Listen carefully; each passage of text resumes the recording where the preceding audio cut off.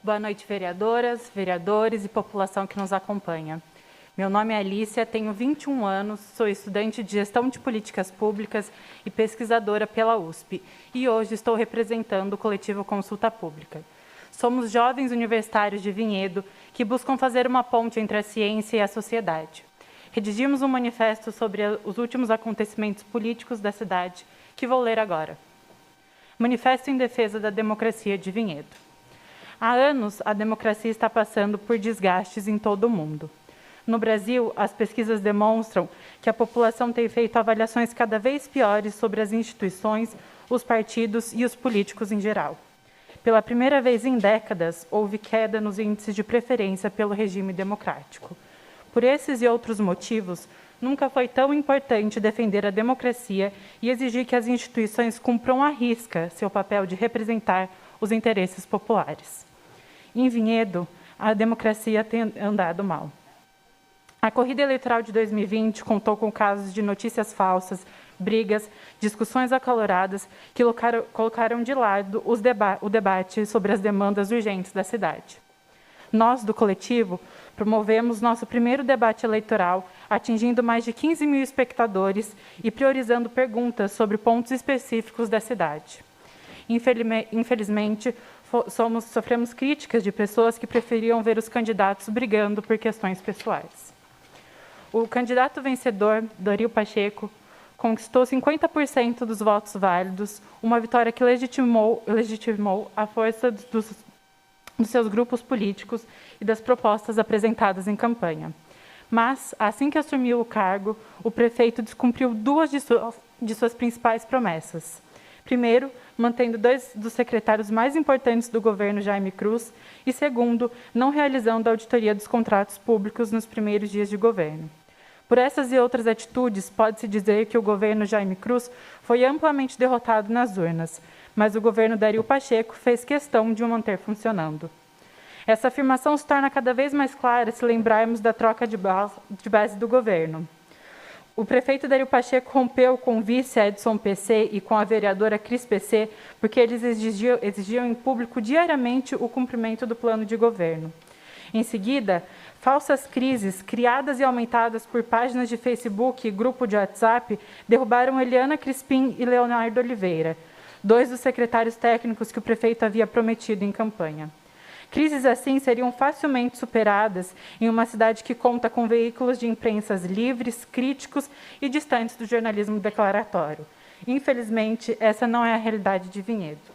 O maior jornal da cidade se aliou ao governo Dario Pacheco e vice-versa, enquanto outros jornais tradicionais sofreram muito com a digitalização dos meios de comunicação, sendo obrigados a manterem equipes enxutas. Ambientes como esses são propícios à propagação de campanhas difamatórias. E foi exatamente isso que aconteceu. Notícias falsas vazadas no interior do próprio governo foram responsáveis pela derrubada de Luiz Vieira da Secretaria do Meio Ambiente e Urbanismo. Nesse momento, o prefeito selou sua aliança com as bases políticas de Milton Serafim e Jaime Cruz. Essa base deixou de criticar o executivo e passou a aprovar todas as suas proposituras em votações na Câmara Municipal. Menos de um mês depois da exoneração de Luiz Vieira, o então presidente da Câmara, Rodrigo Paixão, precisou pedir licença de seu mandato. A vaga de vereador foi preenchida pelo próprio Luiz. Já a vaga de presidente foi preenchida pelo vice Nilton Bragueto. A Câmara Municipal de Vinhedo é a instituição que representa o poder legislativo local, tendo como prerrogativas a elaboração de leis e a fiscalização das ações do Poder Executivo. A independência é fundamental para a realização correta deste trabalho. Como alertado por nós, ainda em junho, Vinhedo voltaria a ter um presidente da Câmara completamente alinhado ao prefeito, sendo dever da sociedade observar se os poderes atuariam de forma realmente independentes. Observamos, e a resposta é não. A nova base formou ampla maioria e, com isso, ferramentas de trabalho do Poder Legislativo foram prejudicadas, contrariando os princípios da administração pública determinados pela Constituição Federal. Requerimentos de informação, por exemplo, voltaram a depender da aprovação da maioria dos parlamentares, violando os princípios da publicidade e da eficiência, e reduzindo o poder de fiscalização da oposição. Requerimentos fundamentais para esclarecer os processos administrativos foram negados pela base parlamentar do próprio governo. Isso ilustra o alinhamento automático do poder legislativo com as vontades do executivo. Desta forma, tornam-se poderosos os parlamentares que estiveram dispostos a aprovar todas as proposituras do governo que manda e desmanda na cidade. Isso representa uma ameaça aos mandatos de parlamentares que preferiram migrar para a oposição em defesa do plano de governo eleito. Por exemplo, foi aprovada a abertura do processo de cassação contra a vereadora Cristra PC, enquanto foram negadas as aberturas dos processos contra os vereadores Val Souza e Thiago Marra. Este último, inclusive, utilizava os mesmos argumentos que foram mobilizados contra a vereadora Cris, mas foi negado pela maioria da Câmara. Esse caso faz parte de um conjunto de ações ocorridas na Câmara de Vinhedo que podem ser classificadas como violência política de gênero, segundo a lei federal sancionada em agosto. Intimidações no plenário, seletividade no cumprimento do regimento interno, falas e explicações pessoais que depreciam as vereadoras mulheres e tantas outras atitudes também ferem os princípios da moralidade, da legalidade e da impessoalidade. A impessoalidade é um dos princípios que mais protegem a democracia.